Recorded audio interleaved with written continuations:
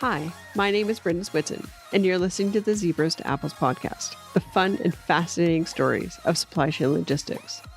My guest for this episode is with my friend Arénso Bakker. Arénso and I met because we sat next to each other at a Canada and Netherlands Roundtable and have been chatting ever since. Arénso lives in the Netherlands and has worked around the world on projects that improve supply chains. This includes the Panama and Suez canals and the Port of Rotterdam, which is Europe's largest seaport. What I love about this conversation and in chatting with Arénso in general is it showcases the interconnection that we have in the world and how much we can learn from one another. As conversations with friends go, we started chatting before we officially began the recording. So immediately we jump in and talk about projects happening in the Netherlands. You never know where you're going to meet new people who become really good friends that you chat with around the world. Join us on a conversation that highlights supply chain logistics and port infrastructure from the Netherlands to Panama and everywhere in between. The mainstream of goods coming into the Netherlands are transferred to Germany, to France, or to Belgium. So we are a gate to Europe. And I think Canada is more a gate to itself. So you're receiving a lot of goods. But and then, of course, so if you look at logistics and supply chain, it's very much about you can have a distribution center for local needs, so to supply people from all the shops and all the food you need. But you can also have, that's what we have in the Netherlands a lot, it's a regional distribution center, and they are there to receive goods, store them, and then distribute them all over Europe. And of course, Europe has about the same size as Canada, maybe even smaller. But so that's different type of logistics. So it's completely, if you receive goods for the last mile to transport into a city or into a few towns, or that you receive goods to transport them to other countries within a region. And the second one is so receiving goods, transporting them to certain regions, that gives the option to add some value, to make local, to defer, to change the goods into typical goods for a certain country. And that's in the past was always the interesting part of regional European distribution centers. Adding value, that was the most important one. Because then you create jobs. That's the main reason all the local governments wanted European distribution centers in their municipality. Yeah, exactly. And a lot of things have changed there recently because, for instance, in the Netherlands, we have a huge problem in hunting people working in distribution centers. And then you have to ask people to come from abroad, from Poland, from Romania, from Bulgaria into the Netherlands to work in the distribution centers. And then, of course, it's not generating jobs anymore. I mean, there are jobs, but not jobs for people in the Netherlands. And people in the Netherlands are not available anymore for working in distribution centers. So then the question is, why do you want to have distribution centers if it is not helping your local economy? Oh, yeah. Then just have them in Germany or something, but not in the Netherlands anymore, because people find them ugly. They don't like the traffic. And I remember when I was driving around in Canada, I drove behind a truck. And on the back of the truck, it said, "Sick of this truck, buy less." That was Canada. So it's the same in Canada as well. People don't like the traffic jams. Don't like maybe the ugly buildings around the highways. That's also happening here in the Netherlands. So there's no license to operate anymore to have these huge XXL distribution centers in the Netherlands if they're not meant for local distribution. That's I think the big thing. It's everybody understands that if you have supermarkets, they have the transport needs, and you need local distribution centers. But if you talk to international ones, they don't like it anymore. No, exactly. And then, so for instance, if you look at the Port of Rotterdam is a huge port area, a lot of containers coming in. And maybe 20 years ago, everybody said, if these containers come in by ship from Asia, and you put them on a train, and the train goes to Germany, why have this port? Because there's not a lot of benefits for the city of Rotterdam, for instance. So then everybody started building these distribution centers to have some to create value, to have some advantage of having these distribution centers nearby, because it's created jobs. And nowadays it turned around because there are no people available anymore. So then there's no need to have these distribution centers in Rotterdam anymore. So then you put the containers back on a train and ship them to Germany.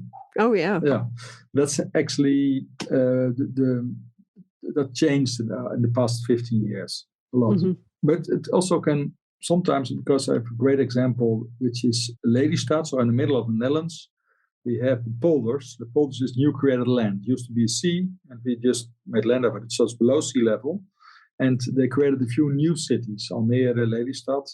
And if you just in the middle of nowhere in agricultural land create a city, then you also have to create jobs, because people living there, and either they have to travel a long way to work, or you create local jobs. And that's that was the ambition of the city council, to create a logistic area to create jobs in that near Lelystad. And their vision was to attract all kind of supply chain goods coming from Asia or whatever, and then before they would go to Germany, you could store them in Lelystad, and from there it could be transported to Germany. But the thing is that Lelystad is not on the route to Germany, so that concept would not work.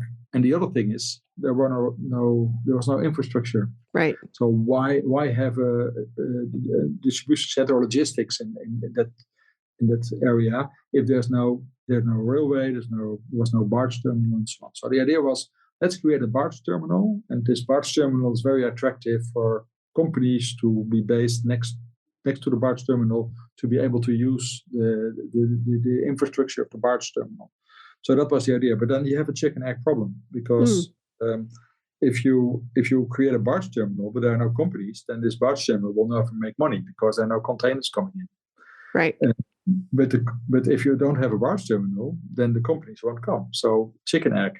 You have to solve that solution. And then our strategy was to start with local transport need. And that was agricultural, was potatoes, onions, carrots. And we started exporting them. So instead of importing stuff and shipping them to Germany, we started exporting all these agricultural stuff, so potatoes, onions, carrots. And they went to Africa, they went everywhere. So there was a huge stream of containers. Mm-hmm. And by shifting these containers from the road on the way to Rotterdam to a barge, there was volume for the barge terminal. So the barge terminal could start with this local volume, export volume. And that was the start of the barge terminal. So there was a barge terminal based on existing good flows. Oh, wow. And then after a few years, new companies came in and said, hey, this is interesting, because there's a barge terminal. There's people available who can work. There's space, all kind of aspects, very important for distribution. And then new companies came in, and nobody expected what type of company that would be, but it was in the fashion industry. So a lot of companies came to that town to be based next to the barge terminal, to make use of the barge terminal. And these were goods coming from everywhere in the world, moving to Lelystad to be stored in the warehouses to add value, because especially in fashion, there's a lot of added value, a lot of return logistics. To clean it, you have to repair it, you can bring it back to the shops again. Exactly. And that's a cluster, and that's what happened there. So we started with potatoes and onions, then the end going out, and in the end, the success was fashion coming in. Oh, yeah. And that's a good story. And of course, that brings a lot of jobs to the people living in that town. Completely. And that's really good. That's exactly what it's all about. So yeah, that's what it is all about. So that's so I think that's the locational aspects of supply chain. And thinking about that process, what's the reason to have it? Not to use space, now to create jobs or to supply people living in a certain area. And if you go beyond supplying people, then of course it has to be a logic place to be based. That's pretty much what I do nowadays. Working on the locational aspects of supply chain.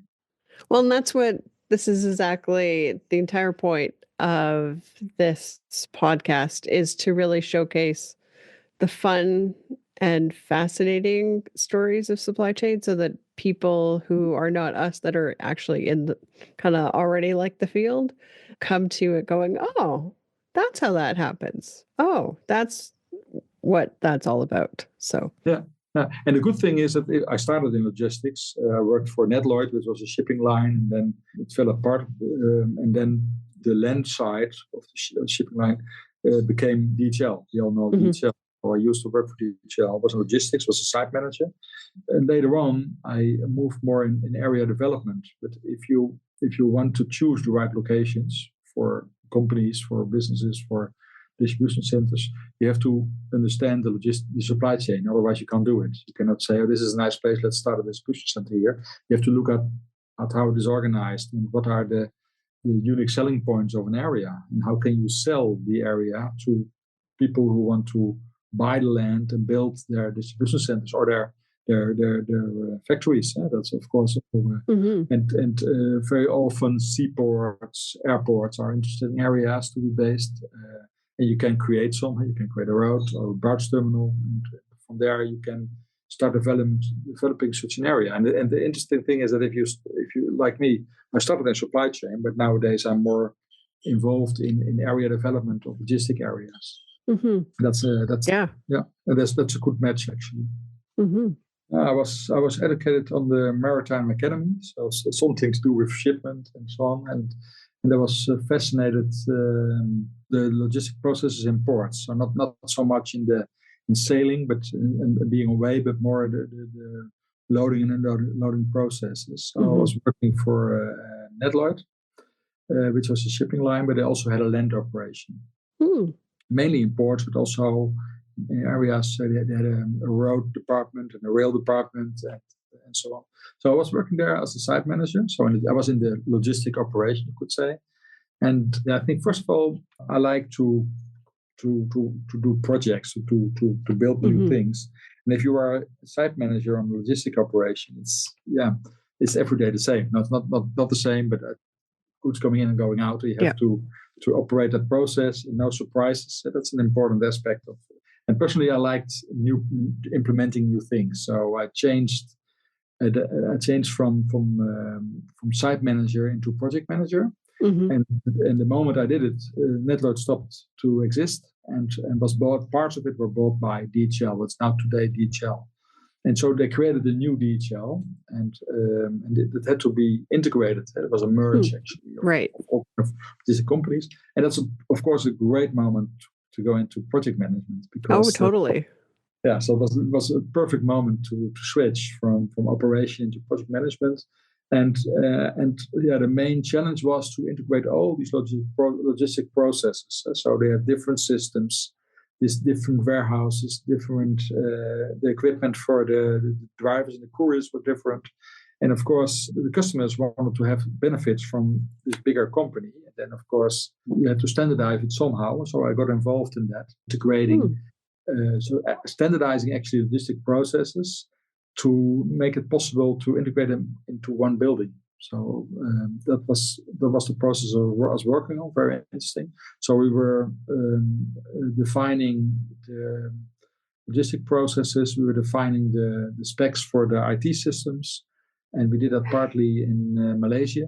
That was the development center of DHL at the time, and partly in Brussels, where the air hub was. And from there on, and we worked on everything that had to do with the warehousing of DHL. It was a very interesting time, and at the time, they were selling warehouses, renting new warehouses back, integrating to bigger warehouses, looking for the perfect location. So that was a very interesting time to work for a company like DHL. Totally. You'd get a chance to learn not just about like supply chain logistics, but it gives you a chance to learn about land and how everything kind of integrates with real estate and those kind of pieces too. So and also culture, because the model was I worked for the Global Coordination Center, so we made a blueprint, and from there the regions had to implement the improvements. And we did pilot projects everywhere, and then you learn that every country is organized in a different way. So then you have to adapt to that as well. So you can make a blueprint, but you cannot just drop it top down. You have to somehow make it possible to defer a bit from the processes defined on the top. And that was very interesting as well. Yeah, so unique experience. And then, but then I was traveling a lot, and at that time DHL was becoming German, and they moved everything from Belgium into Great Britain into Germany. That was the moment that a lot of people not being German stepped out, and I did as well. It was very difficult to switch to Germany from work to Brussels at the time. So then I meanwhile had a lot of experience with project management and the spatial aspects of supply chain. So I was asked to become the director for land in the port of Rotterdam. So I did that for 8 years. Yeah. And again, this was a very interesting time because that was the time that people said, the port should have more added value in the port. So we have to create space for distribution centers. We have to do something with the containers coming in. And so we created a new port area with a lot of space for new activities. And being the director for site development, which I was, is a very interesting time. And at the time, the port moved out of the city. So the old port areas became more social areas and new housing projects. And in the beginning, as a logistic guy, I was saying, what a waste, wasting these old port areas for city purposes, because you need space for ships and for trucks and distribution centers. And later on, I learned that it's very important if you have a city and a port, that they work together. Because the city needs the people from the port needs people from the city, not only the people, hands, but also the knowledge. So you have to involve and the other way around. The people in the city need the jobs in the port, and that has to be a match. And normally there's people in the city are not very much aware of the needs of the port, and the other way around. And if you have such an old port area on the border between port and city, you can use that to start co-creating a port city development. That's what we did, actually. So in the beginning, I was a little bit skeptical about it, but in the end, I liked the project very much because we involved the schools. We created a new school area outside the city, near the port, that people that young people would become interested in working in the port and being aware of the presence of the port. Which is ideal, because the amount getting people to actually choose to work there is pretty big. So and normally they don't see it because the port was moving away from the city towards the sea, and the city didn't see no vessels anymore, no trains anymore. Everything was on a distance, and then it's very important to involve people in the port. And that's what we did. It was a very nice project. So I did that for something like 8 years or something. And then I started with some partners, a company on port development, integrating all these aspects of city needs, port needs, unique selling points of port, being aware of the local needs of the supply chain. And then we started doing that in many places, in Colombia and Panama, in South Africa, Emirates. So that's and of course you have then to translate these lessons learned from Europe into other regions. And that was also the time I was coming to Canada. Exactly. Yeah. And then recently you've been doing more kind of land development, stuff like that as well, or? Yeah, now doing, I choose to travel a little bit less than I used to do. So I'm now doing there's a lot of work in the Netherlands as well. And preferably I work on ports because I like port areas. But I also worked on an economic zone development between Rotterdam and The Hague. And that's 70 hectares, so 700,000 square meters of logistic areas. And then, of course, I did it on behalf of 2 cities. And of course, they were interested in what are the benefits of this development. Just selling land, the costs are quite high. So there were a lot of farmers and glass houses there originally, but they had to be bought out. That costs a lot of money. And then you have to create the infrastructure, and then you have to sell the land. And the price of the land there's a certain maximum So then there's always a small loss in that kind of developments, which is fine as long as the development brings new economy or benefits. In this case, it was jobs. So it's about 50 persons per hectare. So if you have an hectare, it's 10,000 square meters. At least 50 people should work there. Okay. Then you're on the right track. So that's one benefit. And if you can imagine a lot of activities which are less human resource intensive. But then, of course, it's a little bit of a waste because the reason to spend this money to create this area is to create jobs. And the other thing is can be in the energy change, so using other energy types, using solar panels on the roof, that kind of stuff. So we worked on a nice economic zone development with a green label and creating a lot of jobs. That was the idea. And that's almost done now. So we sold all the land, and now we are finalizing, and then the project is over. And then there will be a lot of companies using that area for a long term. Well, and what a neat thing too, to as you drive by those areas to say, oh, I had some impact in that kind of section. Yeah, but the other side is that people say, oh, you're the guy behind the ugly boxes along that you see if you drive, if you pass by. And that's, of course, the other side of it. People, so the project, I didn't start it. I stepped in halfway. And when I started, it was still, everybody said, okay, distribution centers is good, getting jobs.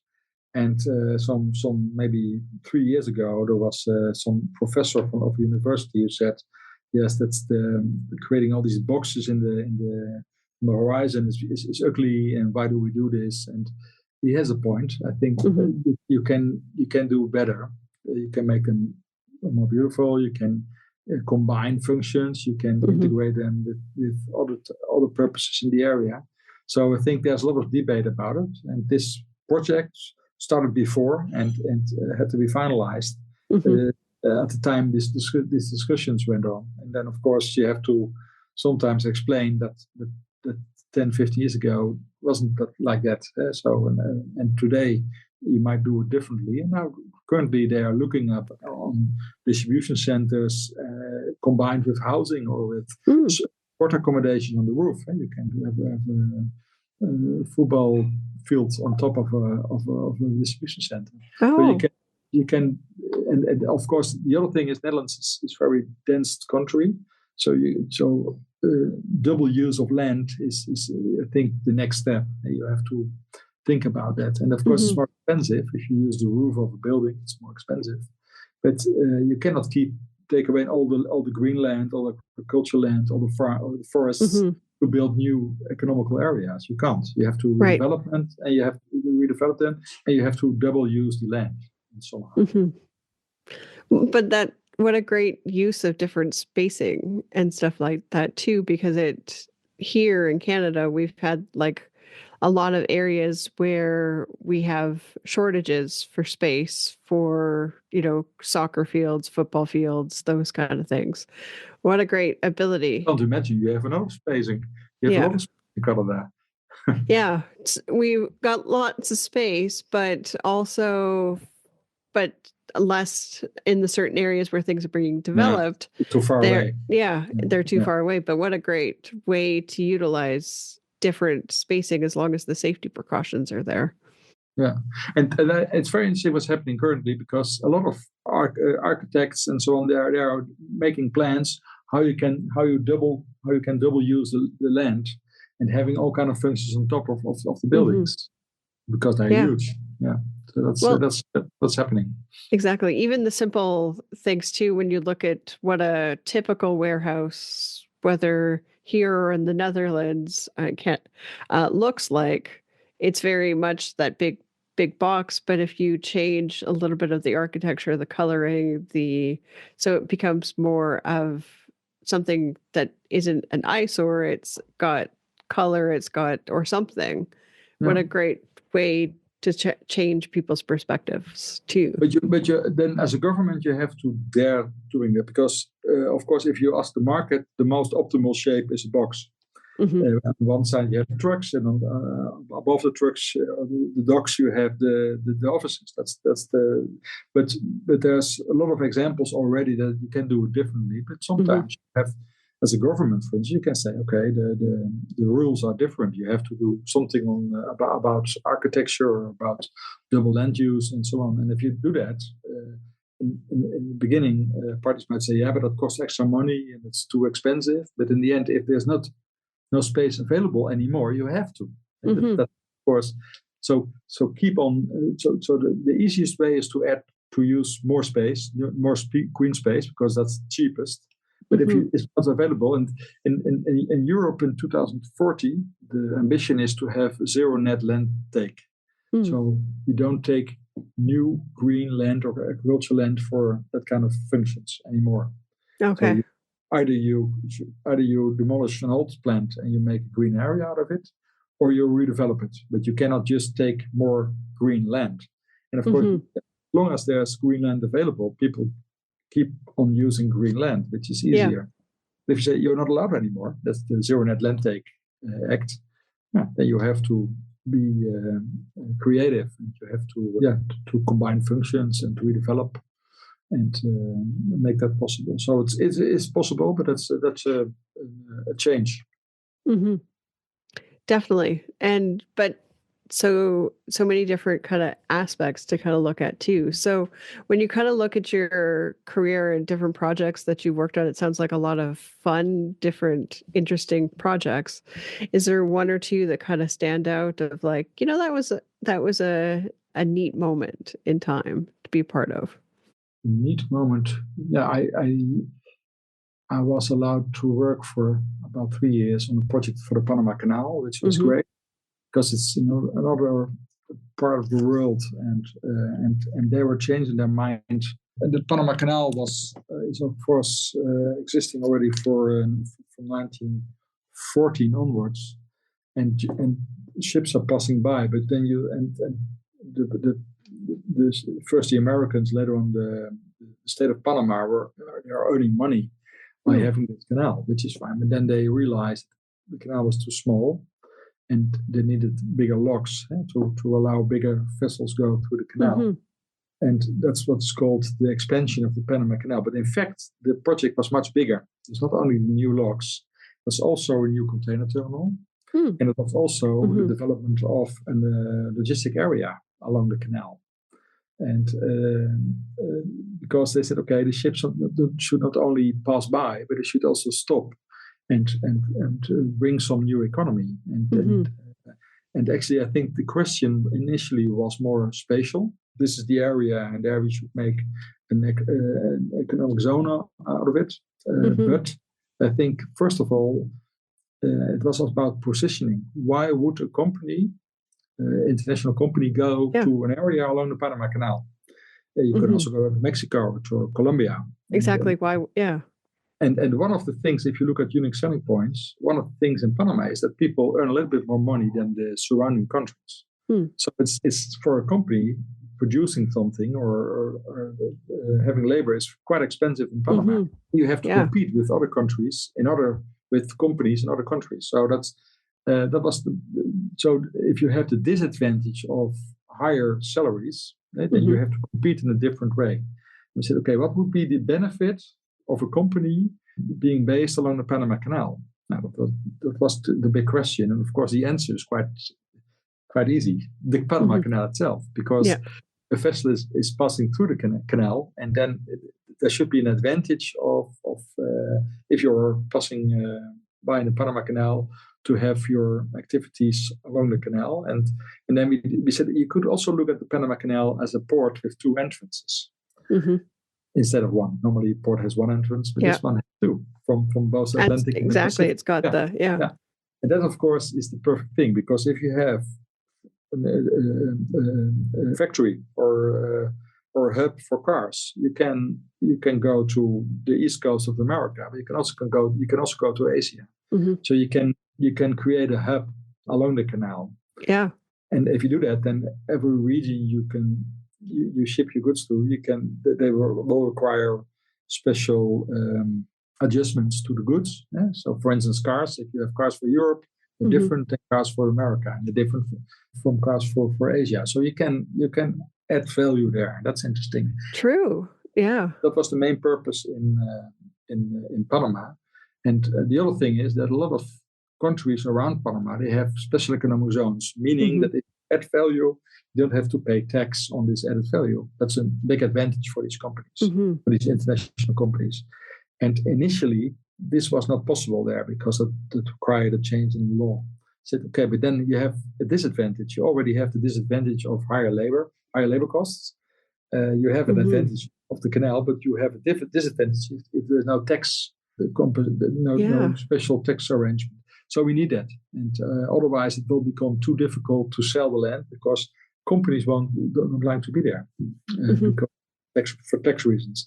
So that was a very interesting project, and I think we created defined the circumstances to make it an interesting area. And so there was also some need from infrastructure, like there was only one bridge going to that area. Of course, if there would be a traffic jam or whatever, there you need another route as well. So the second bridge was required. That kind of stuff we also defined. So a master plan, but then also from unique selling points of the area. And, looking at those different pieces. Yeah. Can an area function in the right way for international companies as a logistic hub? That's what we actually. So it was a very interesting project, working together with people from the Panama Canal, being aware of the canal operation. So one of the things was, for instance, the area to develop was on both sides of the locks. So part of it was close, was on the side of the ocean, the Pacific Ocean. The other side was linked to the canal itself. So that's inside. Yeah. But inside the canal is fresh water, so you cannot load and unload going vessels because of the ballast water. Right. That would interfere with the fresh water, and the fresh water was used for the city of Panama. So we had to take that into our plan had to take that into account as well, that we could not have seagoing vessel operations in the canal. So it could also could only happen outside the canal. Oh yeah. And then the other thing is, one of the interesting parts is that the canal had two exits, two oceans, which is interesting. But if you are based on one side of the canal, and you have to transport goods to the other side of the canal as well. There's a railroad and there's a highway, but if you really want to create a hub function, there will be a lot of extra traffic. So we also thought about using the canal for small barges. For barge operation to be able to link both ends of the canal. So if goods coming in on the Pacific side, you could store them, you could add value there, and then you ship them to the Pacific side again, but also to the Atlantic side. And you can you could, And that's a concept, a logistic concept for that area, which would make the area feasible for development. That was a great project. If you ask what's a great project, that was a great project. I bet, because there would be so many different learnings, plus able to utilize a lot of your other kind of experiences, ideas, economic development.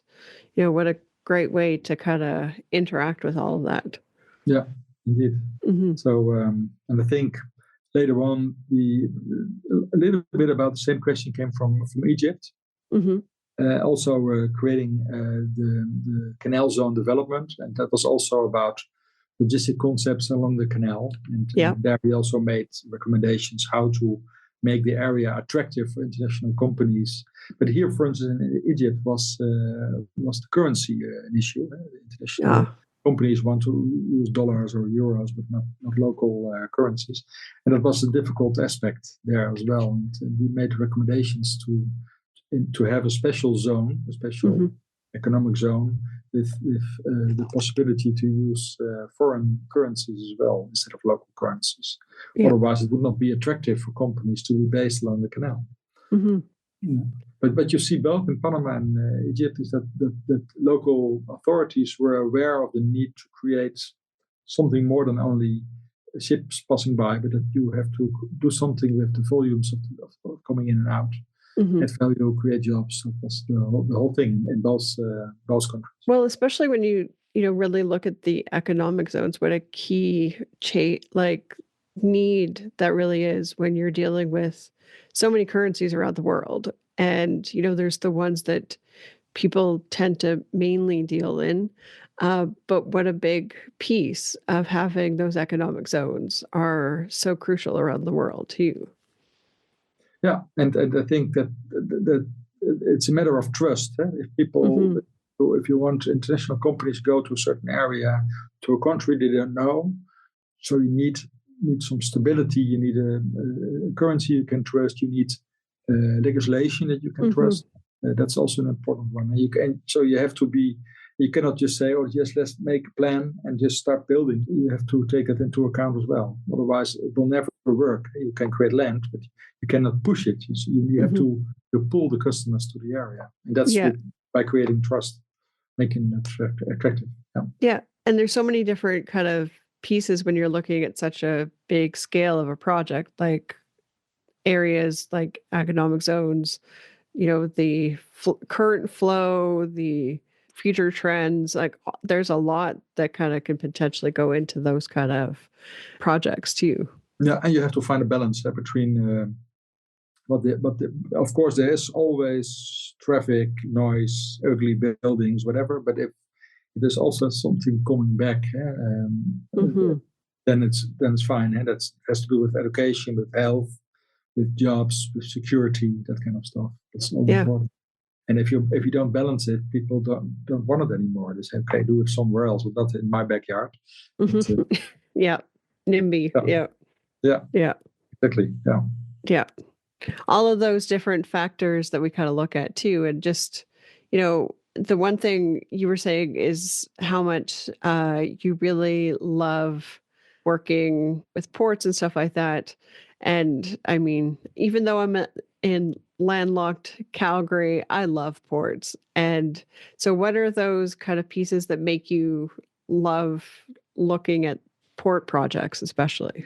Yeah, the ports have an extra dimension. So it's not only roads and rail, but it's also water. And intermodality is important. Goods changing from one modality to the other. And in seaports, of course, that's obvious because vessels coming in and the goods have to be transported to the hinterland by either truck, train, or barge. So that's obvious there. But if you look at an inland port, it's already that's. But then you really add something because there's often a lot of congestions. There are too many trucks coming in or going out. Yeah. And then if you add the functionality of a port, of course that's typical for the Netherlands because we have a lot of rivers all coming to the Netherlands from all over Europe. Yeah. So we are lucky there that we can use it. But I think you cannot do everything by the water. You cannot do everything by the train. So you have to find a combination. No. And it's creating that interconnection between all of those different modes. And so making sure that everything connects, but you're utilizing the land correctly, and also making sure that, everything is still connected completely. Yeah, you can link that. For instance, you can say, okay, land is scarce. So if you want to buy a piece of land, we want to have a plan how you're going to transport your goods. Are you only going to use trucks? Maybe I don't want to sell the land to you. If you want to use other modalities as well, that kind of things, that's typically for ports to discuss. Airports, you see it for especially on environmental aspects. So if you want to go with your plane to my airport, you have to use modern planes or different types of fuel, and you can do that with ships as well. That makes it very interesting because the impact is much bigger. So if you change a little bit, the effect is much bigger as well. Yeah, that's maybe what I like on ports. So it's a complex. There's a lot of aspects you have to think of, and it's very often it has an international dimension. And well, it totally is because your ships are coming in from wherever, your trains are going, in kind of multi-countries. Same with the trucks. There's a lot of different kind of connections that are happening there. But even in Canada, where it's going across provinces, but sometimes it's also going, from Canada to the US, et cetera. So or even now to Mexico. And so all of those kind of areas, and also making sure that the flow between those modes works well, as Yeah. opposed to, yeah. But for instance, I sometimes do audits for the European Committee about investments in infrastructure. And nowadays, a lot of goods go from Asia to Western Europe, and from Western Europe they go east. But actually, if you look at the map, it's not logic. You could also go to Greece or to Italy, then go up. Then you also go to the eastern part of Europe, and you see a lot of economic development in the eastern part of Europe. And the western part of Europe is of course had the advantage of for many years of being the most developing area of Europe. But now Eastern Europe is doing very well. And then it doesn't make sense to go all the way around Europe and then unload in the port of Rotterdam or in Hamburg, and from there go by train back to the eastern part of Europe. You better go up via Turkey, via Greece, via Italy. And then you see that a lot of port projects are started, but if you don't have the connection to the hinterland, it doesn't work. So it has to be balanced. And they have there are a lot of projects now going on that you don't not only look at the port project itself, but also about transport to the hinterland. And that should not be road, that should be rail. And barges may be difficult in most parts of Europe, but at least they should have a lot of rail connections. And you see that now going side to side. You see port development, you see rail projects, both from the north, from the Baltics, and from the south, from the Mediterranean area. And that's very interesting, because if you put your money only on one aspect, then it doesn't work. Only railroads don't work if you don't have port capacity. Yep. So it should be a balanced plan. I think that's the good thing that the European Committee is doing, looking at the bigger picture instead of only a port aspect or a rail aspect.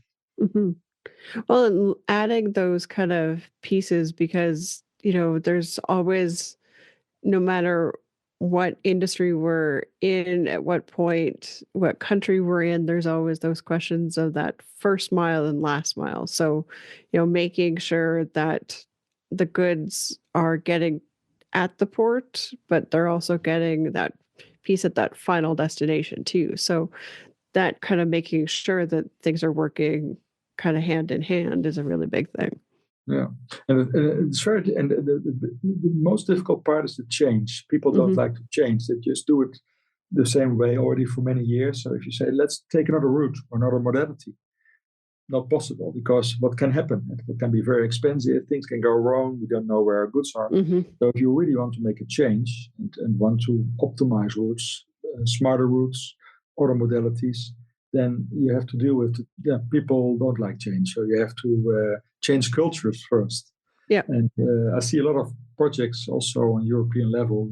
A lot of subsidies go there on integral planning, optimizing planning, using different routes depending on supply and demand, and that's very interesting. And I think technically it can be done. You can, especially with blockchain, you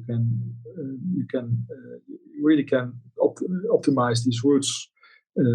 But if people don't want to do it because they are used to certain players in the market, to certain companies, to cooperate with certain companies, then there's no change. But you see it changing slowly. But it's changing. Oh, completely.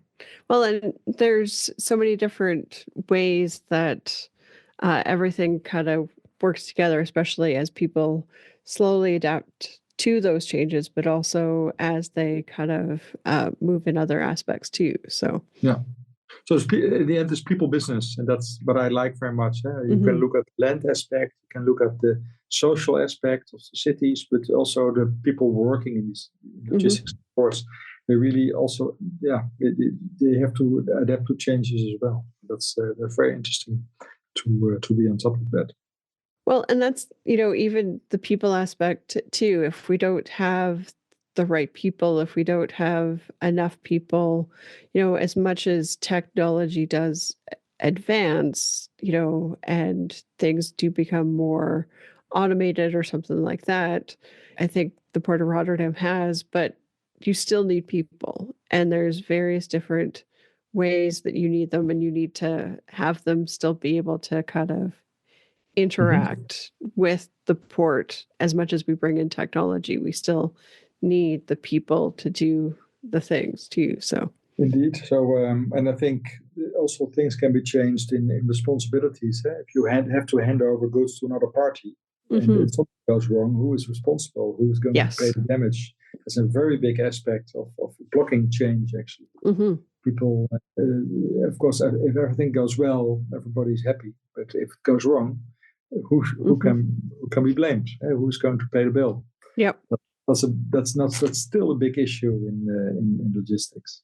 Well, and that's, the point that I always try to instill in my clients in our supply chain classes, where it was like, always make sure that you know where the insurance is and which, at what point does it switch? And so that in case something happens along the way, or the container, accidentally slips off or whatever, who's the person in charge of that?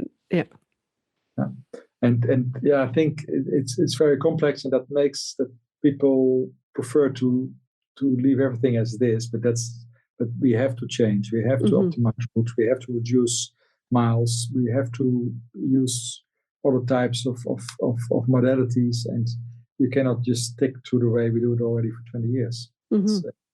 But that's actually going on now. And of course, there are thousands of reasons why you cannot change. But in the end, you have to find a way. And, but I like very much is the small and medium enterprises working all these issues. They have small solutions for an aspect. And if you look at these proposals for subsidies and so on, you look what kind of change will come from it. Is there a huge impact? Is it disrupting the market? And sometimes you see great ideas about looking at the supply chain in a different way. It's often it's software related, but sometimes it's also packaging can be an issue. If you have small volumes, you don't have a big rail terminal, then you need equipment that can shift a container from a truck to a train without having a big crane. That kind of solutions. It's very nice to see what's happening there. Yeah, and as our kind of ways that we deliver change too, like we're doing a lot more home deliveries. We're doing a lot less deliveries to the store, but we're still doing deliveries to the store, but we're also delivering to the home. And each one of those two impact the way that we develop too. Yeah, there are two interesting aspects on it. But first of all, a lot of people don't like to, of course, they like to receive the goods at home, but they're not home during the holidays. So it should be, that's different. And so sometimes people prefer to pick it up. And if you have pickup locations, then you can also combine that with services. Like, for instance, if you order new trousers and they're a little bit too long, you can have a tailor in-house where you pick up your parcel. That can be an interesting development, which I expect to become interesting. Will be an interesting development if you can develop pickup centers with services. That can be an interesting one. And the other thing is combining the last mile. A lot of trucks going into the cities, but of course you don't want to have all these trucks. So if you can combine it some way, that would be great. But that has to do with responsibility, especially these integrators like DHL. Used to work for them. They don't like to hand over the parcel to somebody else. They want to deliver it themselves. And that's of course a quality aspect. But that's blocking. There's a lot. If UPS and FedEx is doing it as well, and they all have their own trucks driving into the cities to deliver, which is a pity. But the funny thing in the Netherlands is that you now see a lot of electric bikes with people on it delivering the parcels to the house. That's, of course, a good development. Yeah, actually, it's interesting that you say that. I was at something a few months ago, and it was talking about how, showing e-bikes and delivery cargo bikes and how do we integrate that in different areas. And because I find that every time I go to Toronto and I'm seeing this, I'm like, oh, look at that. I'm quickly taking a picture or in Vancouver or something like that, because it's good to see that kind of different delivery models, especially if you're in very dense population areas too. Mm-hmm. Yeah. Mm-hmm. Yeah, that's another completely another part of the supply chain, but especially in this innovation area with small and medium enterprises, a lot of new tools are developed to optimize that process as well. Mm-hmm. The reason I do these audits, I just like to see what's happening in the supply chain world, and I'm sometimes surprised in what people invent and what kind of innovations there are. Mm-hmm. Well, and there's so many different technologies too with kind of coming in and the different possibilities that way. So how you can interact and add those pieces too, I think is yeah, making the impact on the society, impact on traffic, environment less. That's what you want to achieve. Yeah, well, even in a city where there's some density, but there's also a little like suburban areas, even looking at the different types of vehicles. And so, recently I was getting a lot of packages from UPS, and not one of them was actually delivered in a UPS vehicle. It was delivered in a van. And it was always the same type of van, but it was smaller because it had to get into smaller areas than the typical UPS size of vehicle that we think of. So, we look at also, the number of Amazon trucks, the number of all of those other products that we have delivering, within our sectors too. Yeah. And that's what I like in supply chain. There's always some a topic which is related to it. Mm-hmm. Price it changes as well, so it's never boring. No, exactly. There's always something new. So, yeah. And kind of if you were kind of talking to someone that was kind of entering the field or thinking about entering the field, what kind of tips, advice would you give that person? It's always good to start an operation to really understand what's happening, but be aware that there's a lot of other topics related. You can step over easily. You can go from operations to finance. You can go from operations to projects. You can go from projects to spatial aspects, locations. So, and of course, depends on the person. Some people like to keep things as they are, but then still you have to deal with changes because your work will change, and there might be a lot of new tools and software and automation. But it's also nice if you like to learn other topics as well. You can always make one small step outside your current job to learn new things, and that's what's interesting in logistics. And it's always good to what I personally like is to combine 2 or 3 things. So, for instance, in my case, know about the supply chain, but also know about areas. And then you combine it, and then you can really make a difference if you do that. Yeah, and that's what I really love is that you can take so many different aspects, or switch from different industries, but you take your knowledge with you, and it improves the other industries as well too. Yeah.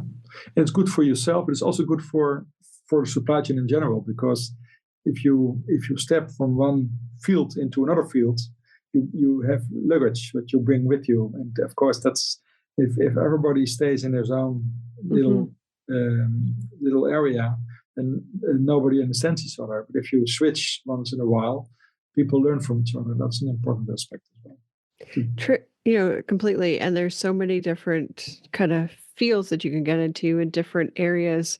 And also that, kind of discussion about economic development and but also how land also, impacts that, how all of those different modes, all intersect too. Yeah. And then sometimes if you work on close to governments, it's also interesting to understand how that works, because how are decisions made, what's important for them, and when is it the success and when not, and how to deal with the uncertainty of the process. That's also well, even when you talk about that, looking at, in, the Netherlands, for example, you're going through like multiple countries potentially, like that one rail or car or, truck or something like that. And so there's multiple, making sure that all of those governments are working together so that there isn't anything that could be creating a barrier. Yeah. Even in Canada, we've got areas where when you go from one province to another, there's, previously at some points there was like different requirements because there's something, a lot of trucking is provincial. And so as a result, at one point there was different requirements as to what was required inside of a, first aid kit. Mm-hmm. And so they had to work together as provinces to ensure that they actually had the same standard. Yeah, otherwise you had to hand over the goods because you're not allowed to continue your journey. Yeah, not long ago there were different sizes of tracks, of rails in Europe. Yeah. And of course, it was also something that had to be solved. Mm-hmm. Oh, totally. That would add that extra piece too. Yeah. Yeah. So that, I think cultures, international, other cultures within countries in fields of work. Yeah, that's interesting as well. Dealing with that. And, Yeah. And what I love too is that, there are very different areas around the world. But what you're showcasing is how, as much as our cultures or things might be different, there's still learnings that we can create across the entire world. And we can take the best and learn from each other so that perhaps we make an even better supply chain as opposed to repeating the same things over and over. Yeah, indeed. So you have to find where things are similar and not what are the differences. But where can you help each other? Yeah, that's right. What's an interesting topic?